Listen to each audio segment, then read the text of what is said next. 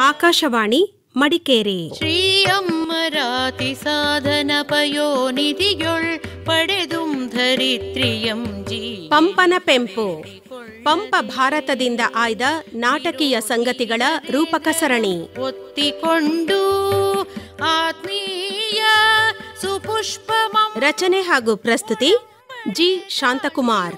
ಇಂತೂ ಉದಾತ್ತ ನಾರಾಯಣನಾದ ಕೇಳಿ ಪಂಪನ ಪೆಂಪು. ಹರಿಕೇಸರಿ ಸೌಖ್ಯ ಕೋಟಿಯಂ ಹೀಗೆ ಎಂಬಗೆ.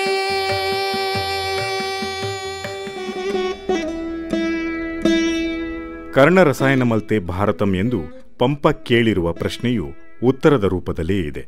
ಕಾವ್ಯದಿಂದ ನೆಗಳತೆ ಲಭಿಸುತ್ತದೆ ಎನ್ನುವ ಪಂಪ ಅದನ್ನು ತನ್ನ ಕಾವ್ಯದಲ್ಲಿ ಕರ್ಣನಲ್ಲಿ ಆರೋಪಿಸಿದ್ದಾನೆ ಎನಿಸುತ್ತದೆ. ತ್ಯಾಗ ನನ್ನಿಗಳ ಉತ್ತುಂಗವಾಗುವ ಕರ್ಣ ತನ್ನ ಪರಾಕ್ರಮದಿಂದಲೇ ಮಹಾಭಾರತದ ಉಳಿದ ಪಾತ್ರಗಳಿಗಿಂತ ಉನ್ನತಿಯನ್ನು ಏರಿದ್ದಾನೆ. ಹುಟ್ಟು ಜಾತಿಯನ್ನು ನಿರ್ಧರಿಸುವ ಸಂದರ್ಭದಲ್ಲಿ ನಿಜವಾದ ವ್ಯಕ್ತಿತ್ವ ಯಾವುದರಿಂದ ರೂಪ ಪಡೆಯುತ್ತದೆ ಎನ್ನುವುದು ಕರ್ಣನನ್ನು ಕಂಡು ಕಾಣಬಹುದು. ಕರ್ಣನ ಪರಾಕ್ರಮ ಪಂಪ ಭಾರತದ 12ನೇ ಆಶ್ವಾಸದಲ್ಲಿ ಮಹೋನ್ನತಿಯನ್ನು ಪಡೆಯುತ್ತದೆ. ಈತನ ಅವಸಾನದೊಂದಿಗೆ ಆಶ್ವಾಸವು ಮುಗಿಯುತ್ತದೆ.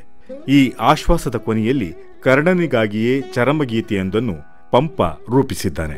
ಈ ಕಾರ್ಯಕ್ರಮದ ಕೊನೆಯಲ್ಲಿ ಈ ಪದ್ಯಭಾಗವನ್ನೇ ಗಮಕ ಮಾಡಲಾಗಿದೆ. ಕರ್ಣನ ಅವಸಾನ ರೀತಿಯನ್ನು ಇಂದಿನ ಭಾಗದಲ್ಲಿ ನಿರೂಪಿಸಲಾಗಿದೆ. ಕೇಳಿ. ಗೆಳೆಯ, ಭೀಮನ ಭೀಭತ್ಸ ನಡೆಯನ್ನು ಕಂಡೆಯ? ದುಶ್ಯಾಸನನನ್ನು ಕೊಂದು ತನ್ನ ಸೇಡು ತೀರುವವರೆಗೂ ಆತನ ದೇಹದಿಂದ ಹಸಿ ಮಾಂಸವನ್ನು ಸಿಗಿದು ನುಂಗಿ ನೊಣೆಯುತ್ತಿದ್ದಾನೆ. ಅದು ಉನ್ಮತ್ತನಾದ ಭೀಮನು ಅರಚುತ್ತಿದ್ದಾನೆ. ಎಲ್ಲರೂ ಕೇಳಿ, ಮಾಡಿದ ಪ್ರತಿಜ್ಞೆ ವ್ಯರ್ಥವಾಗದಂತೆ ಕೌರವರಂ ಹೊರಳಿಸಿ ಕೊಂದು ಬಗೆಯ ನೆತ್ತರ ಕುಡಿದು ಆತನ ಕರುಳನ್ನ ಇಂಬಿನಿಂದ ಕೃಷ್ಣಗೆ ಮುಡಿಸಿದೆ. ಇನ್ನು ದುರ್ಯೋಧನನ ಊರು ಭಂಗ ಒಂದೇ ಉಳಿದಂತಾಯ್ತು. ಉಳಿದದ್ದೆಲ್ಲವನ್ನ ಮಾಡಿದ್ದೇನೆ ಎಂದು ಆರ್ಭಟಿಸುತ್ತಾ ಕಾಲನ ದಂಡದಂತ ತನ್ನ ಗದಾ ದಂಡವನ್ನು ಎತ್ತಿ ತಿರುಗಿಸಿ ಕುಣಿಯುತ್ತಿದ್ದಾನೆ. ಇದನ್ನು ಕಂಡ ಕರ್ಣನ ಮಗನಾದ ವೃಷಸೇನನು ಭೀಮನೆಡೆ ನುಗ್ಗಿದನು. ವೃಷಸೇನನ ಬಲವನ್ನು ಅರಿತಿರುವ ಕೃಷ್ಣನು ಅರ್ಜುನನಲ್ಲಿ ಇಂತೆಂದನು: ಪಾರ್ಥ, ವೃಷಸೇನನ ಶರಕಲ್ಪ, ಅವನ ಅಳವು, ಅವನ ಅಣ್ಮು ನಿನಗಿಂತ ಅಗ್ಗಳವು. ಭೀಮನು ಈತನನ್ನು ಗೆಲ್ಲಲಾರ. ನೀನು ಆತನನ್ನು ಅಡ್ಡಗಟ್ಟಿ ಕಾಳಗ ಮಾಡು ಎನ್ನಲು ಅರ್ಜುನನು ವೃಷಸೇನನನ್ನು ತಾಗಿ ಪ್ರಸಿದ್ಧವೂ ಆದ ಬಾಣಗಳನ್ನು ಆತನೆಡೆ ಚಿಮ್ಮಿಸಿದನು. ಅರ್ಜುನನೆಡೆ ತಿರುಗಿದ ವೃಷಸೇನನು ತನ್ನ ಹರಿತವಾದ ಬಾಣಗಳಿಂದ ಆತನ ರಥವು ಚಲಿಸದಂತೆ ಕಟ್ಟಿ ಹಾಕಿದನು. ಚಕಿತನಾದ ಅರ್ಜುನನನ್ನು ಕಂಡು ಕೃಷ್ಣನು ಇಂತೆಂದನು: ಪಾರ್ಥ, ಬಿಲ್ವಿದ್ಯೆಯಲ್ಲಿ ಕರ್ಣನು ಪರಶುರಾಮರಿಗಿಂತ ಬಲ್ಲವನು. ವೃಷಸೇನನು ಕರ್ಣನಿಗಿಂತ ಬಲ್ಲಿದನು. ಇನ್ನು ತಡವೇಕೆ? ರಥವನ್ನಾವರಿಸಿರುವ ಬಾಣಗಳನ್ನೆಲ್ಲ ಕತ್ತರಿಸಿ ಆತನ ತಲೆಯನ್ನು ತರಿದು ಹಾಕು ಎನ್ನಲು ಅರ್ಜುನನು ತನ್ನಲ್ಲಿದ್ದ ಜಯಾಸ್ತ್ರವನ್ನು ಹೂಡಿ ವೃಷಸೇನನ ತಲೆಯನ್ನು ತರಿದಿಟ್ಟನು. ಇದರಿಂದ ದುಃಖಿತನಾದ ಕರ್ಣನು ಚಿಂತಾಕ್ರಾಂತನಾದಂತೆ ಕಾಣುತ್ತಿದ್ದಾನೆ.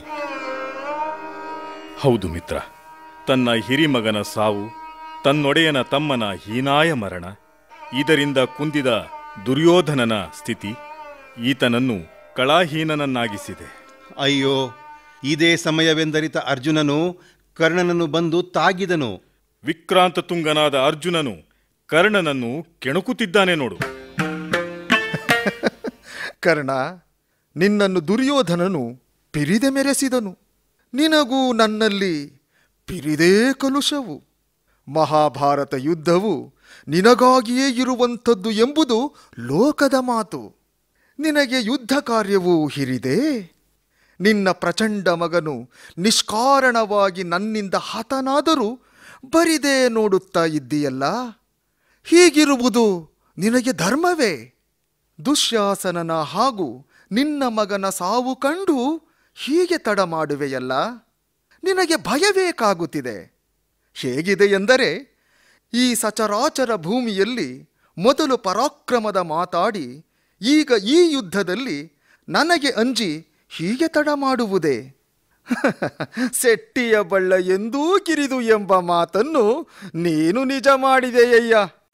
ಹೆಸರು ಪ್ರಖ್ಯಾತವೆನಿಸುವಂತೆ ವೀರತೆಯನ್ನು ಹಾಡಿಸಿಯೂ ಹೊಗಳಿಸಿಯೂ ಉರ್ಕಿಸಿ ಯುದ್ಧದಲ್ಲಿ ಕುಸಿದು ಹಿಂಜರಿದರೆ ಮನುಷ್ಯರೇನು 200 ವರ್ಷ ಬಾಳುವರೇ? ಅರ್ಜುನ, ನೆಲವನ್ನು ಹಿಂದೆ ಇತರರಿಗೆ ಕೊಟ್ಟು ಬಳೆದೊಟ್ಟು ನಿರಾಯುಧರಾಗಿಯೂ ಇದ್ದು ಈಗ ಹೀಗೆ ಬಡಬಡಿಸುವುದೇ? ಮಾತಾಡಿದಂತೆ ಆ ಶಕ್ತಿಯೂ ಪ್ರೌಢಮೆಯೂ ನಿನಗಿದೆಯೇ? ನನ್ನೊಡೆಯ ದುರ್ಯೋಧನನು ಅನೇಕ ವರ್ಷಗಳು ನಿಮ್ಮನ್ನು ನಾಡಿನಿಂದ ಹೊರಗಟ್ಟಿದಾಗ ಬೇರು ಬಿಕ್ಕೆಗಳ ತಿಂದು ಕುಂದಿದ ಪೌರುಷವು ಈಗ ಹೊಸತಾಯಿತೆ? ಚಿನ್ನವಾಗಲಿ ಭಯವಾಗಲಿ ಎಂದೂ ರುಚಿ ನೋಡದವನೆಂದು ಇಡೀ ವಸುಮತಿಗೆ ತಿಳಿದಿದೆ. ಈ ಒಡಲು ಪ್ರಾಣವು ನಾಶವಾಗುವಂಥದ್ದು. ಕೀರ್ತಿಯೊಂದೇ ಕೆಡದು ಅದನ್ನು ಬಲವಾಗಿ ಹಿಡಿದು ಪ್ರಸಿದ್ಧನಾಗಿದ್ದೇನೆ. ನನ್ನಲ್ಲಿ ಹೀನ ನುಡಿಗಳನ್ನು ಸುಮ್ಮನೆ ಆಡುತ್ತಿರುವೆ. ಹುಟ್ಟುವುದು ವಿಧಿವಶದಿಂದ, ಹುಟ್ಟಿಸುವವನೂ ವಿಧಿಯೇ. ಹುಟ್ಟಿದಾಗ ಇವನಿಗಿದು ಸಂಪತ್ತು, ಇವನಿಗಿದು ಒಳ್ಪು, ಇವನಿಗೆ ವಿನೋದ, ಇವನಿಗಿದು ಸಾವರೀತಿ, ಇವನಿಗೆ ಪ್ರಸಿದ್ಧಿ, ಇವನಿಗಿದು ಪರಾಕ್ರಮ ಎಂದು ವಿಧಿ ಸಮಕಟ್ಟಿಕೊಟ್ಟಿರುವಾಗ ಇದನ್ನು ಕೆಡಿಸಲು ಯಾರು ಶಕ್ತರು? ಅರ್ಜುನ, ಬರಿಯ ಬಾಯಿ ಮಾತಿನಿಂದ ಏನು ಬರುವುದು? ಪೌರುಷದಿಂದ ಕಾದು ಎಂದವನೇ ಕರ್ಣನು ಬಾಣಗಳನ್ನು ಎಸೆದನು. ಕರ್ಣನ ಹೊಸದಾಗಿ ಮಸೆದ ಬಾಣಗಳ ತುಂತುರು ಮಳೆಯು ಜಡಿಮಳೆಯಾಗಿ ಅರ್ಜುನನನ್ನು ಮುಚ್ಚಿದವು. ಪಾತ, ಲಕ್ಷ್ಯ, ಶೀಘ್ರ, ಘಾತ, ಬಹುವೇಗ ಈ 5 ಬಗೆಯ ಬಾಣ ಪ್ರಯೋಗಗಳನ್ನು ಕರ್ಣನು ಮಾಡಿದನು.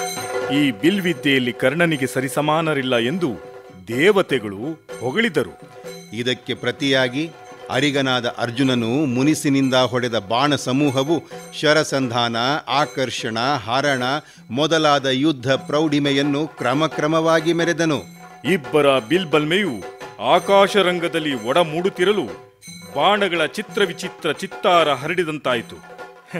ಗೆಳೆಯ, 2 ದಿಗ್ಗಜಗಳು ಒಂದರಡನೊಂದು ಹೋರಾಡುವಂತೆ ಸೆಳೆದು ಬಿಟ್ಟ ಬಾಣಗಳನ್ನು ಒಬ್ಬರನ್ನೊಬ್ಬರು ತುಂಡರಿಸುತ್ತಾ ಈ ಘರ್ಷಣೆಗೆ ಕಿಡಿಗಳನ್ನು ಹಾರಿಸುತ್ತಾ ಈ ನಡುವೆ ಇಬ್ಬರು ಎಲ್ಲಿದ್ದಾರೆಂಬುದೇ ಅರಿಯದಾಗಿದೆ.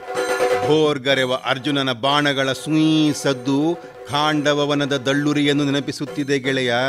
ಕರ್ಣನನ್ನು ಕುರಿತು ಶಲ್ಯನು ತಂತ್ರವನ್ನು ಹೆಣೆಯಲು ನುಡಿಯುತ್ತಿದ್ದಾನೆ. ಈ ಬಾಣಗಳಿಂದ ಏನು ತೀರುತ್ತದೆ? ದಿವ್ಯಾಸ್ತ್ರಗಳನ್ನು ಹೂಡಿ ಹಗೆಯನ್ನು ಅಧೀನಗೊಳಿಸು.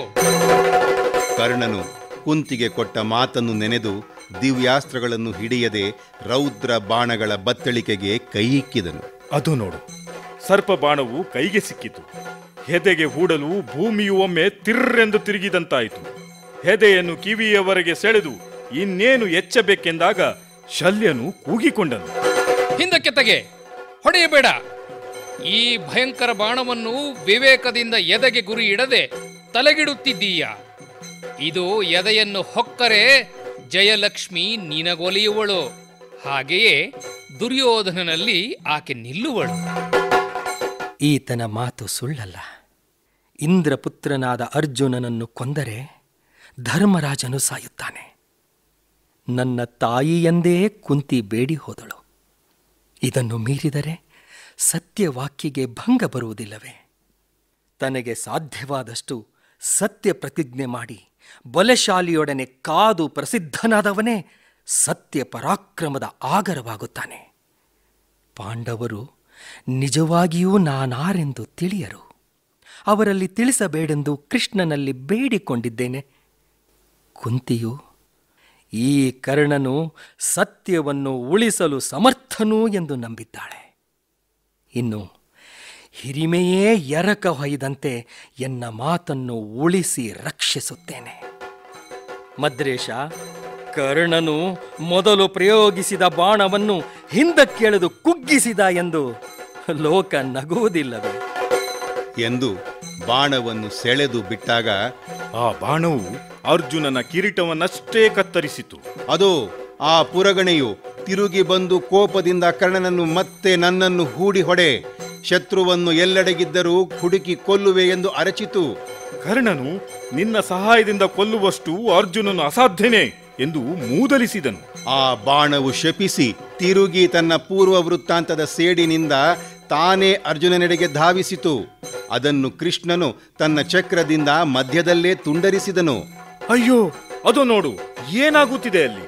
ಇದರಿಂದ ಕೋಪಗೊಂಡ ಶಲ್ಯನು ರಥದಿಂದಿಳಿದು ಹೊರಟು ಹೋದನು. ಮಹಾರಥಿಯಾದ ಕರ್ಣನು ಬಾಣಗಳನ್ನು ಹೂಡುತ್ತಲೇ ರಥವನ್ನೂ ಮುನ್ನಡೆಸಿದನು. ನನ್ನ ತೋಳುಗಳೇ ನನಗೆ ಸಹಾಯ, ನನ್ನ ಬಿಲ್ಲೇ ನನಗೆ ಸಹಾಯ ಎಂದು ಆರ್ಭಟಿಸಿ ಮುನ್ನುಗ್ಗುತ್ತಿದ್ದಾನೆ.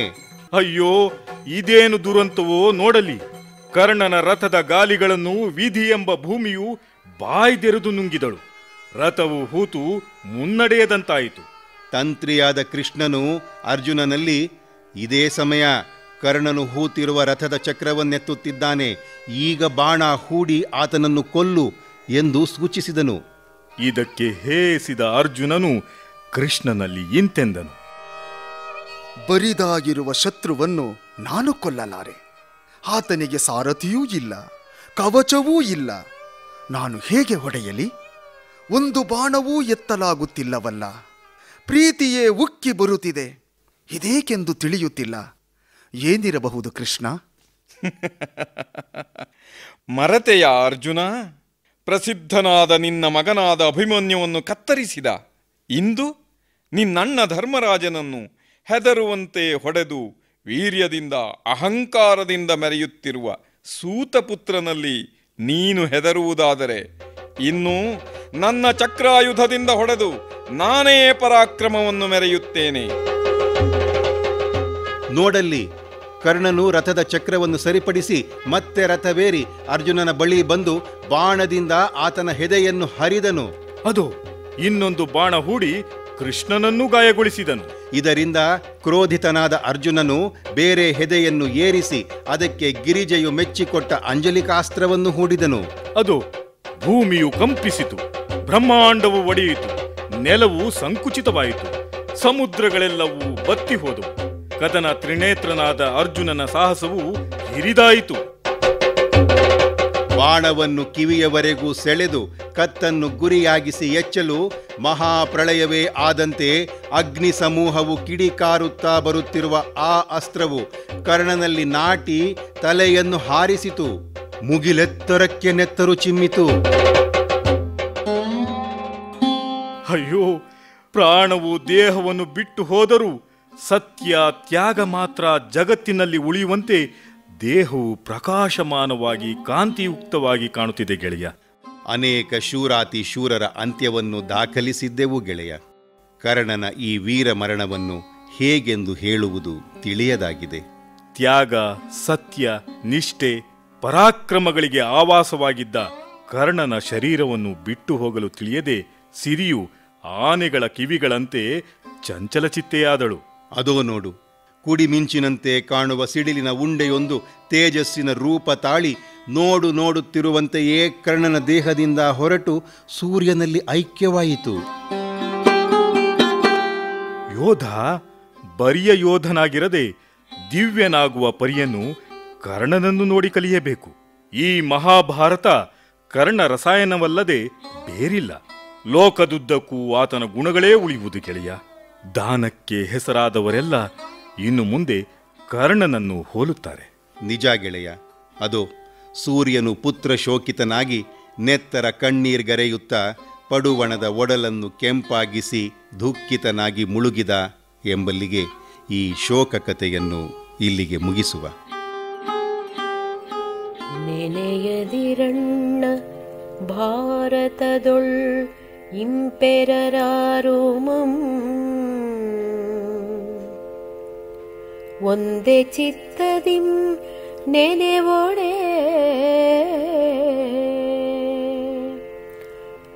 ಕರ್ಣನಂ ನೆನೆಯ ಕರ್ಣನೊಳ್ ಆರ್ದೊರೆ ಕರ್ಣನ ಏರು ಕರ್ಣನ ಕಡುನನ್ನೀ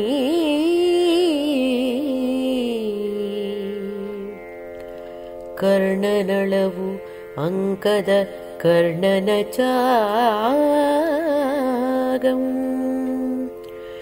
ಎಂದು ಕರ್ಣನ ಪಡೆ ಮಾತಿನೊಳ್ಪುದಿದು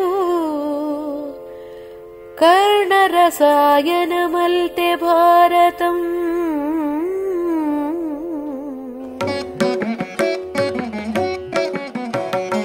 ಛಲದೊಳ್ ದುರ್ಯೋಧನಂ ಪಂಪನ ಪೆಂಪು.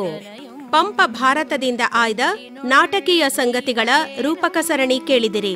ಬಲದೊಳ್ ಮದ್ರೇಶಂ ರಚನೆ ಹಾಗೂ ಪ್ರಸ್ತುತಿ ಜಿ ಶಾಂತಕುಮಾರ್. ಸಿಂಧೂದ್ಭವಂ ಚಾಪ ವಿದ್ಯಾ ಬಲದೊಳ್. ಪದ್ಯಗಳನ್ನು ಹಾಡಿದವರು ಜಿ ಪುಷ್ಪಲತಾ. ಮಹಿಮೆಯೊಳ್ ಫಲ್ಗುಣಂ. ಭಾಗವಹಿಸಿದ್ದವರು Umesh SS, G Shanthakumar, Divakara Hegade, Bedre Manjunath, Prabhuswamy Malimath, doctor Mysore Umesh ಮತ್ತು ಎಸ್ ಲಕ್ಷ್ಮೀನಾರಾಯಣ. ಇವರ್ಗಳಿಂ ಈ ಭಾರತಂ ಲೋಕ ಪೂಜಂ. ಈ ಕಾರ್ಯಕ್ರಮ ಆಕಾಶವಾಣಿ ಮಡಿಕೇರಿ ಕೇಂದ್ರದಿಂದ ಮೂಡಿಬಂತು.